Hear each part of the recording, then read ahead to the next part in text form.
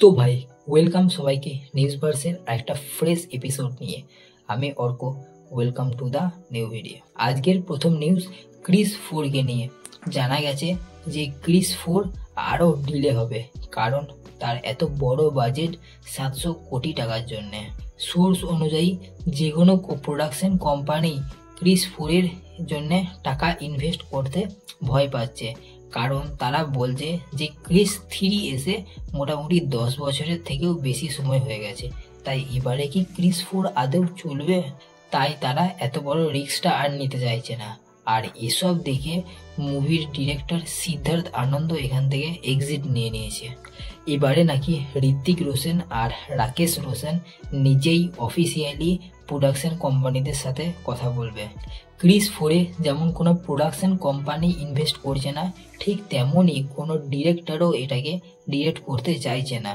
আর এদিকে রাকেশ রোশনও বলে দিয়েছে যে আর নাকি সে কোনো মুভিতে ডিরেক্টর হবে না, সে অফিসিয়ালি রিটায়ার নিয়ে নিয়েছে। এবারে দেখাই যাক পরের আপডেট কি আসে।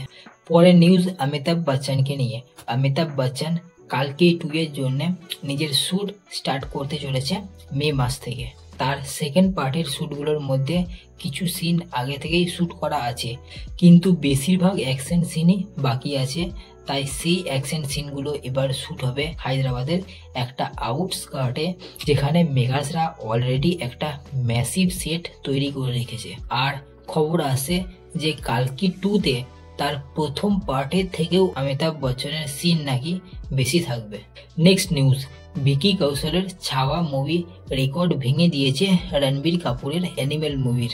অ্যানিমেলকে পাস করে বলিউডের টপ 3 হাইয়েস্ট গ্রসিং ফিল্মে জায়গা করে নিয়েছে ছাওয়া। আর এই রেকর্ড ভাঙার পেছনে মেন কারণ হচ্ছে হোলির দিনটা। ভাই লিটারেলি হোলির দিনে ছাওয়া কামাই করেছে 7 কোটিরও বেশি। পরে নিউজ সিকান্দারের থেকে। নিউজ সোর্সের মতে সিকান্দারের শ্যুট এখন গোটা কমপ্লিট হয়ে গেছে। আর কমপ্লিট হওয়ার সাথে সাথে ভাইজান আমাদের সমস্ত দাড়ি বাড়ি কেটে একদম চিকনা লুকে চলে এসেছে। আরও জানা গেছে যে মুভির এডিট কমপ্লিট হয়ে গেছে, কিন্তু এখনও কালার গ্রেডিং আর ভিএফএক্সের কাজ কিছুটা বাকি আছে। ওটা কমপ্লিট করে মোটামুটি 5 দিনের মধ্যে মুভি প্রিন্টের জন্য রেডি হয়ে যাবে। বাই দ্য ওয়ে, কয়েকদিন আগে আবারও হোলির দিনে মেগাসরা একটা এফোর্টলেস সিকান্দারের পোস্টার রিলিজ করেছিল। আর সিকান্দার মুভি নিয়ে জানা গেছে যে লতা মঙ্গেশকরের নাকি একটা গানকে আবার রিভাইভ করে একটা রেট্রো ম্যাজিক সিকোয়েন্স তৈরি করার জন্য এই মুভিতে ব্যবহার হবে।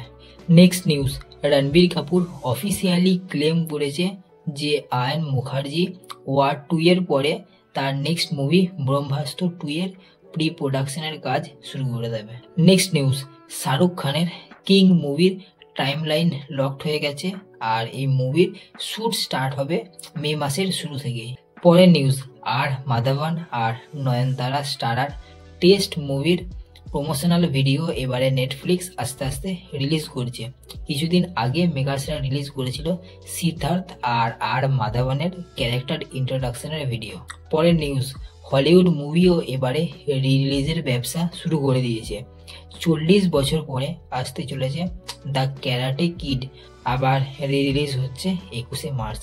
পরের নিউজ, পবন কল্যাণ আর ববি দেওয়াল স্টারার হরিহর বীরামাল্লু মুভি আবারও পোস্টপোন হয়ে গেছে। এইবারে মুভি রিলিজ হবে 9ই মে। পরের আর আজকের শেষ নিউজ হলো রবিনহুড মুভিতে আমরা ডেভিড ওয়ার্নারকে দেখতে চলেছি। আর এটা ডেভিড ওয়ার্নার নিজের টুইটার অ্যাকাউন্ট থেকে অফিসিয়ালি শেয়ার করেছে। তো আজকের নিউজ এতটা পর্যন্তই, আবার দেখা হচ্ছে নেক্সট ভিডিওতে। বাই, সাবস্ক্রাইবটা করে দাও।